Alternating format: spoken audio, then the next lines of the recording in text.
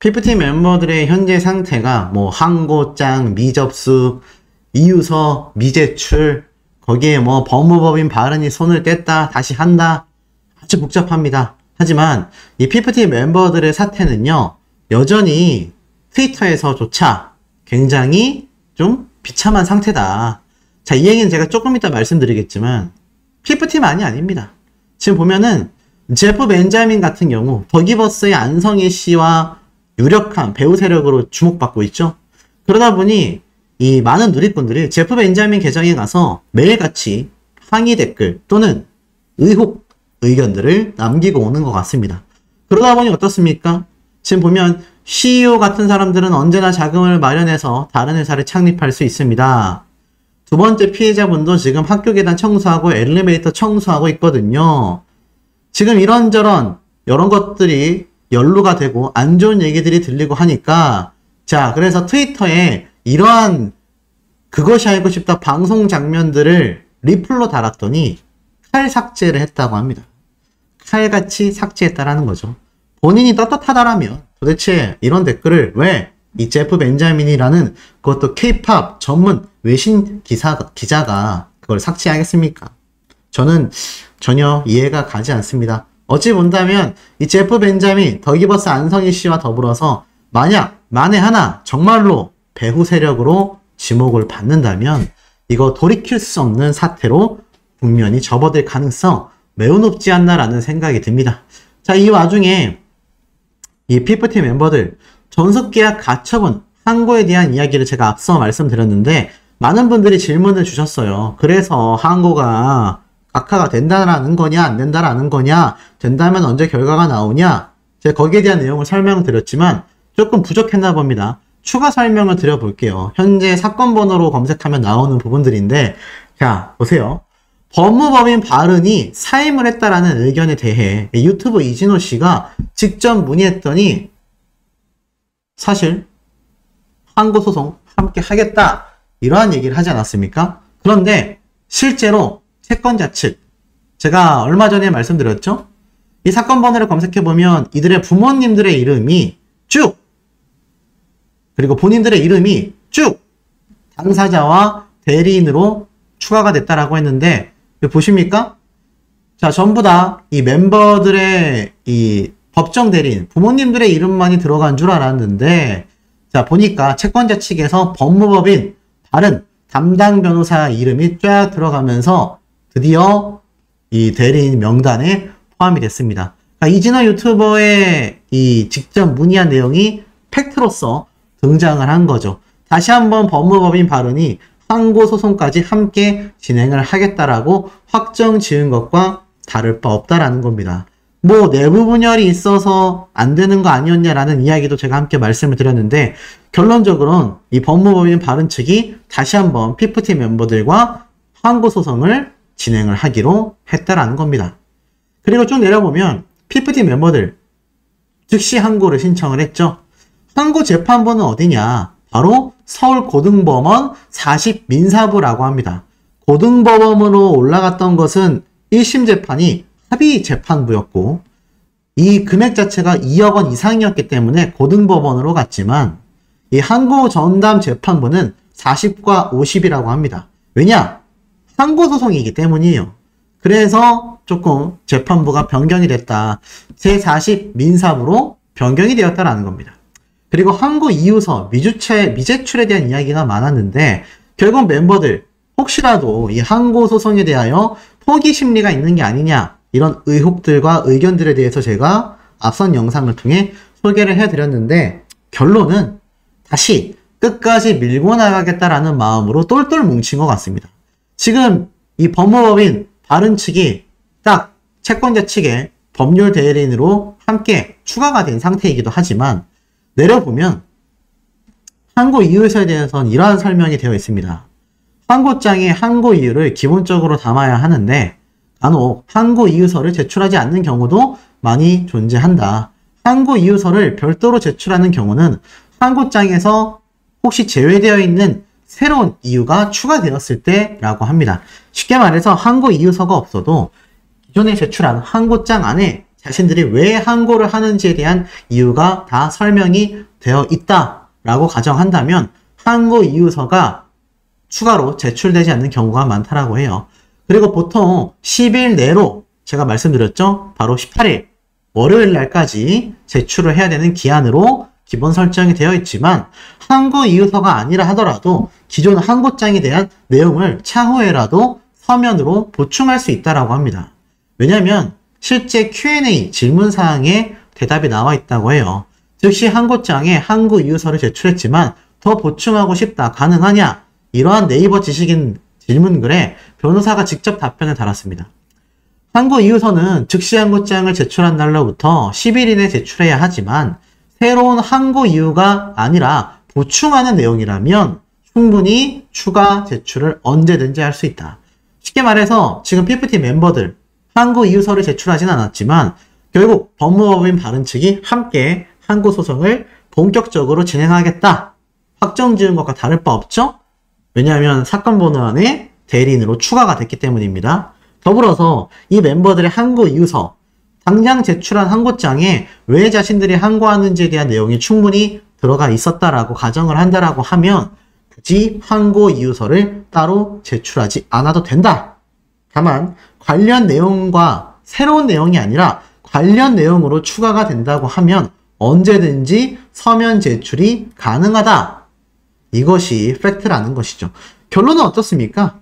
이 항고장은 이미 접수가 되고 나면 이유서 같은 경우는 언제든지 나중에 접수를 해도 아무런 문제가 없구나. 이러한 내용이다라는 걸 확인할 수 있습니다. 자, 더불어서 항고 진행 상황에 대한 이야기가 나와 있어요. 9월 8일 날 즉시 항고를 했습니다. 항고장이 접수가 됐죠. 서울고등법원 40 민사부에 2억 원 이상의 1심이 합의부 재판이었기 때문에 이렇게 민사부로 관할이 이관이 됐고요. 원심 재판장의 항고장 심사와 송부가 있다고 합니다. 가처분 재판부에서 서울고등법원 항고재판부로 송부가 된 거죠. 이게 지금 현재 PPT 멤버들의 가처분 소송 현재 상태라고 이렇게 적혀져 있습니다. 자, 더불어서 이 재판부의 판단으로 변론, 신문 가능한데 만약 심리가 들어가지 않고 항고가 기각이 된다면 원심이 정당하다라는 판단이 내려졌다라는 겁니다. 그러면 기각 처리가 또 될 수 있다라는 거죠. 만약 항고가 인용이 된다. 그렇다면 원심의 결정이 취소가 되고 필요한 경우 정식 재판까지 다시 진행될 가능성도 존재한다라는 겁니다. 결론을 놓고 보면 항고는 원심 결정 과정에 문제가 없는 이상 애시당초 PPT 멤버들의 이 항고가 들어간 가처분 소송 기각에 대한 이 재판부의 판단에 특별한 문제가 없는 이상 또 기각이 날 확률이 매우 높다. 그리고 새로운 항고 이유가 더 있을 것인지 그리고 그 주장에 설득력이 있을지 사실 굉장히 불투명한 상태이고요. 이제 심리를 앞두고 있으니 아무리 길어도 2달 안에 쉽게 말해서 11월 달 직전까지는 모든 상황이 정리가 되기 때문에 시간을 가지고 기다려 본다면 이런 소송 단계가 다 마무리가 될 거다라는 겁니다. 근데 제가 앞선 영상에서 뭐라고 말씀드렸죠? 이번 PPT 멤버들의 가처분 항고 소송은 사실상 원심 재판부의 판단을 뒤집어 엎기란 현실적으로 굉장히 어려운 상태다. 제가 이런 말씀을 드렸습니다. 그러다 보니 결론이 어떻게 나죠? PPT 멤버들 결국 2달 안에 심리를 거쳐 기각 처리가 되거나 심리 과정조차 들어가지 않고 그냥 각하 처리 아예 받아들여지지 않고 재판부에서 뭐야 내가 항고를 했다라고 해서 봤더니 기각 처리한 내용에 대해서 애시당초 기각 처리 날 때 자신들이 주장했었던 내용과 다를 바가 없네? 각하 처리 이렇게 될 수 있다라는 겁니다. 그리고 이 와중에 지금 큐피드 저작권에 대한 의혹까지도 함께 제기가 되고 있어요. 왜냐? 더기버스의 안성희 씨에 대해서 이야기가 또 나오고 있는데요. 더기버스는 최초의 어트랙트, PPT 이 둘과는 무관하게 제3의 아티스트를 위하여 큐피드의 저작권을 구입했기 때문에 어트랙트 몰래 저작권을 구입했다라는 의혹 전제 사실부터 왜곡되어 있다라고 반박했습니다. 이거 기사에 나왔던 내용이에요. 2022년 4월 9일경 PPT가 아닌 다른 아티스트의 곡을 수급하기 위해 큐피드의 원곡에 퍼블리셔와 소통을 시작했고 5월달부터 본격적으로 사용 가능 여부 및 승인 여부에 대해 협의를 해오다가 그해 12월경 원곡 작곡가 및 퍼블리셔와 저작권 양수도에 대하여 최종 합의했다. 이렇게 주장하고 있습니다. 과연 이 주장이 타당하다라고 볼 수가 있겠습니까? 쉽지 않겠죠? 그렇다면 이 안성희 씨의 주장대로 큐피드에 대한 저작권을 안성희 씨가 소유를 하려면 입증해내야 될 내역들이 너무 많다라는 의견입니다. 자, 9,000불의 자금 출처는 어트랙트의 이점을 부인할 수 없다라고 말을 해요. 왜냐? 이 9,000불을 지급해서 사왔다라는 내용은 안성희 씨 본인의 자금이어야 된다라는 겁니다. 더기버스의 자산으로는 안 된다는 얘기예요.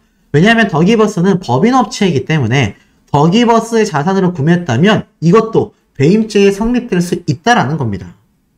본인이 100% 지분이라 할지라도 법적으로는 개인과 법인업체의 별도 재산이기 때문에 문제가 될 수 있다라는 거죠. 이 안성희 씨가 피프티 멤버들과 전혀 관련 없이 개인적으로 구매한 곡이다라고 하기에는 자신이 이것을 직접 구입했다라는 영수증과 내역이 존재해야 된다라는 겁니다. 그리고 큐피드의 이 제작 의뢰 시기와 구매 가격에 대한 조율 등의 관련 내용이 입증되어야 한다라는 겁니다. 샘플링, 데모곡과 완성곡은 구별되어야 마땅하지만 이 제작 의뢰는 어트랙트의 자금으로 이루어졌지 않습니까? 그렇기 때문에 어트랙트와 무관하다라고 주장하려면 예시당초 큐피드의 원곡자인 스웨덴 작곡가와 어트랙트가 계약을 맺기 이전부터 나는 이 곡을 구매하려 했었다 라는 내용들이 안성희 씨가 직접 증명해야 된다라는 겁니다. 그게 뭐 녹취 내용이 있거나 대화 내용이 존재해야 된다라는 거죠. 그렇지 않다면 너 이거 우리와 계약하고 나서 피프티 멤버들을 위해 구매한 곡 맞잖아 라고 어트랙트가 주장한다면 안성희 씨가 반박할 수 있는 내용이 없다라는 겁니다.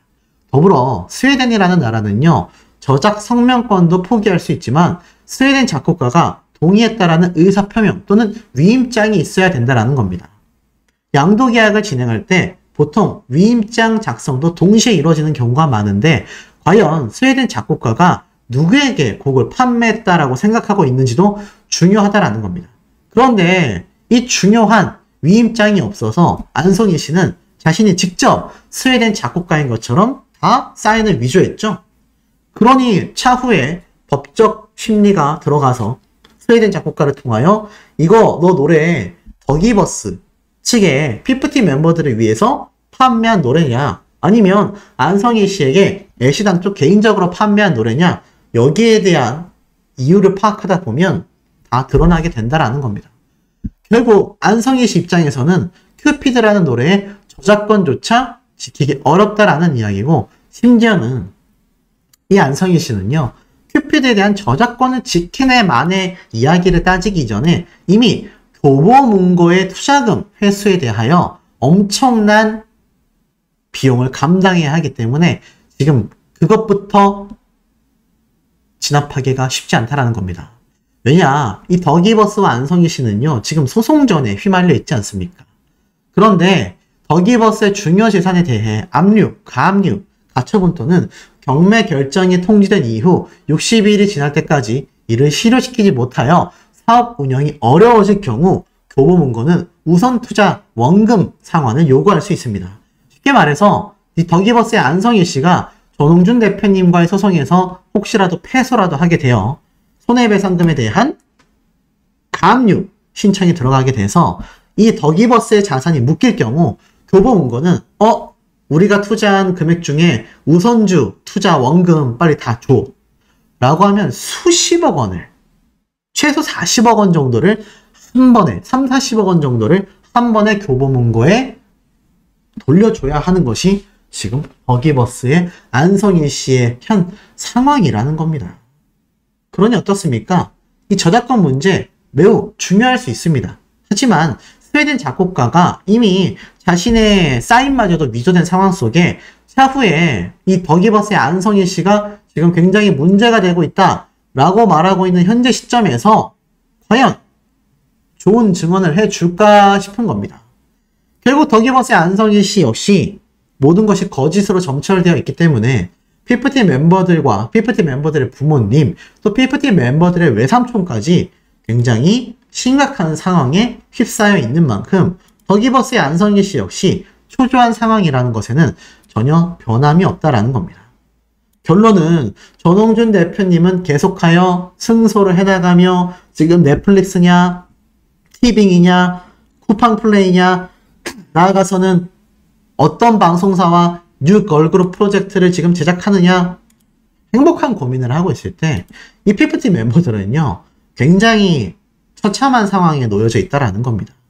그런데 더 문제는 이들이 믿었던 뒷배 세력이라고 지금 예상되고 있는 더기버스의 안성일 씨 역시 당장 자신의 앞가림을 하기에도 쉽지 않다라는 겁니다. 최근 인터뷰했던 내용을 살펴보면 이러한 말을 했죠. 지금 자신이 너무 힘들다. 자신이 처리해야 될 일도 너무나 많고 너무나 바쁘다. 이러한 이야기를 쏟아냈습니다. 왜 바쁘고 왜 처리할 일이 많겠습니까?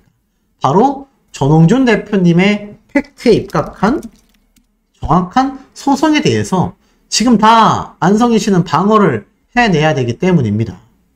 쉽지 않습니다. 객관적으로 놓고 봐도 굉장히 쉽지 않은 상황이에요. 어떤 분이 오죽했으면 저에게 소 씨는 전홍준 대표님을 칭송하는 무슨 신도자냐 아니면 어트랙트 직원이냐 관계자냐 이러한 이야기도 나올 만큼 모르는 분이 보면 지금 뭐 전홍준 대표님을 신격화하고 있다 이런 오해까지 나올 정도로 더기버스의 안성희 씨의 이 잘잘못에 대한 부분은 굉장히 명확하며 이거 뒷감당하기가 굉장히 어려워진 상태입니다. 그러다 보니 이 더기버스의 안성일과 피프티 멤버들의 뒷배 세력이 존재한다면 이들이 결국 하나같이 이들에 대한 상황을 지켜보면서 아 이건 아니다 손절하게 되고 있다라는 의견이 괜히 나오고 있는 게 아니라는 겁니다. 자, 오죽했으면 제가 아까 앞에 말씀드렸죠. 트위터에 피프티 멤버들 굉장히 굴욕당하고 있다. 이게 뭔지 아십니까? 손흥민과 함께 광고 콜라보레이션을 한 이 메가커피가 피프티 대신에 다른 멤버들과 함께하고 있다. 이러한 말도 나오고 있습니다. 이게 무슨 말일까요? 이게 댓글을 보면 이런 반응이 나옵니다. 그렇기 때문에 부모는 자녀의 일에 절대 간섭해서는 안 된다. 피프티는 지금쯤 한창 대박 나고 있을 수도 있었다. 욕심은 항상 마지막에 패배하기 때문이다. 왜냐? 여기에 나와 있는 이 걸그룹이요. 피프티 멤버들이 아니라 다른 걸그룹들로 되어 있지 않습니까? 사실 이 광고는요. 피프티 멤버들이 촬영하기로 했었던 광고로 알려져 있습니다. 이 메가커피라는 곳이 말이죠. 그런데 이 메가커피라는 곳이 결국 피프티 사태가 벌어지고 나니 가슴을 쓸어내리며 다른 걸그룹과 함께 콜라보 광고를 이렇게 선보이게 된 겁니다. 무슨 의미겠습니까? 사실상 이 피프티 멤버들과 함께 하기에는 광고주 입장에서 말도 안 되는 거죠. 물론 이런 다양한 광고가 제가 말씀드렸던 더기버스 측에서 사전에 다 차단을 해버린 광고 중에 하나일 수도 있을 거란 생각이 듭니다. 하지만 중요한 건요. 이 피프티 멤버들 광고를 취소 안 하고 만약 광고를 촬영하고 난 다음에 지금의 이런 가처분 소송에 휘말렸지 않습니까? 그러면 이 광고주에 대한 이미지 피해가 얼마나 막강합니까? 이 광고주들 입장에서는요, 자신들이 광고 모델로 활용한 이 연예인들이 만약 사회적 무리가 발생하게 될 경우 천문학적인 위약금을 청구합니다. 그리고 광고 모델을 할 경우 그것이 기본 계약 조항에 들어가 있습니다. 대부분의 광고 계약에는 그 내용들이 다 포함이 되어 있기 때문에 만에 하나라도 피프티 멤버들이 그냥 이 메가커피라는 곳과 광고 촬영을 했었다 하더라도 아마 더 엄청난 위약금을 감당했어야 할 겁니다. 그건 사실 전홍준 대표님에게도 좋은 일은 아니겠죠. 왜냐하면 이 사태에 대하여 결국 소속사의 대표님인 전홍준 대표님에게 청구할 수도 있었다라는 겁니다. 신의 한 수였죠. 그러니 전홍준 대표님이 워너뮤직에 계약서에 사인도 하지 않았고 투자금도 받지 않았고 더불어 바비 OST 뮤직비디오 촬영도 거부했던 겁니다. 만약에 그거 다 촬영해 놓고 방금 말씀드렸던 메가커피까지 촬영해놓은 상태에서 안성희 씨가 도망을 가고 피프티 멤버들이 숙소를 이탈했다? 그리고 소송이 벌어졌다? 이거 전홍준 대표님이 다 뒤집어 쓰는 겁니다. 그러면 그렇게 많은 기업들과 광고주와 손해배상 소송을 하고 있는 전홍준 대표님이 더기버스의 안성희 씨에게 어떤 소송을 걸 수 있었겠습니까? 정신이 없었겠죠? 더불어서 어떤 회사가 그런 많은 것에 연루되어 있는 소속사에 투자를 할 것이며 어떤 회사가 그렇게 연루되어 있는 소속사의 걸그룹 프로젝트에 어떤 방송사가 러브콜을 보낼 것이며 어떤 제작사가 러브콜을 보냈겠습니까? 정말 큰일 날 뻔했다라는 거죠. 그러니 시간이 지나고 나서 이 메가커피 사태를 보고 있을 피프티 멤버들을 보면 아 저거 우리 광고였는데 우리 그냥 기존대로 정상활동을 할 걸 그랬나? 이런 후회 사람이라면 하지 않겠습니까? 그럼에도 그런 후회가 없다라고 한다면 정말 엄청난 뒷배 세력이 있는 것이 거의 확실시되어 있다 라고 말씀드릴 수밖에 없는 상태라는 이야기도 심심치 않게 나오고 있습니다. 더불어서 오죽했으면 지금 이런 말도 나와요. 기사에 나왔던 내용입니다. 어트랙트 소속사는 피프티가 해외에서 뜨거운 반응을 얻기 시작하자 멤버들과 노래를 국내 K-POP 팬들과 대중에게도 널리 알리기 위한 목적으로 4월 13일 서울 강남구 일지 아트홀을 대관하여 기자간담회를 개최하기도 했다. 하지만 이 기자간담회에서 라이브를 제대로 하지 않아 정확한 가창력을 가늠하기 어려웠고 춤 실력은 수준급이 아니었다. 이게 도대체 무슨 민망한 이야기입니까? 황당하지 않습니까?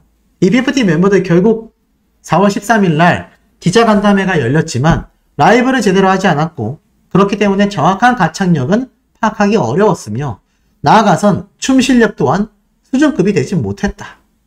이거 아이돌 그룹에게 있어서 굉장히 좀 굴욕적인 이야기 아니겠습니까? 지금 우리나라를 빛내고 있는 블랙핑크와 뉴진스 얼마나 많은 시간 투자를 해서 댄스와 가창력을 겸비하고 있습니까? 오죽했으면 K-팝은요 해외 팬들이 볼 때 칼군무와 뛰어난 가창력 퍼포먼스다라는 말이 괜히 나오는 게 아닙니다. 애시당초 비주얼도 뛰어나지만 비주얼 때문에 K-팝 팬덤이 더 확산된 건 아니란 이야기입니다. 엄청난 실력에서 오는 증명에 의하여 한국 가수들이 이렇게 뛰어나구나. 그것에서부터 시작된 것이 K-팝 문화라는 것이죠. 그러니 이 시점에서 이 피프티 멤버들 굉장히 민망하지 않습니까?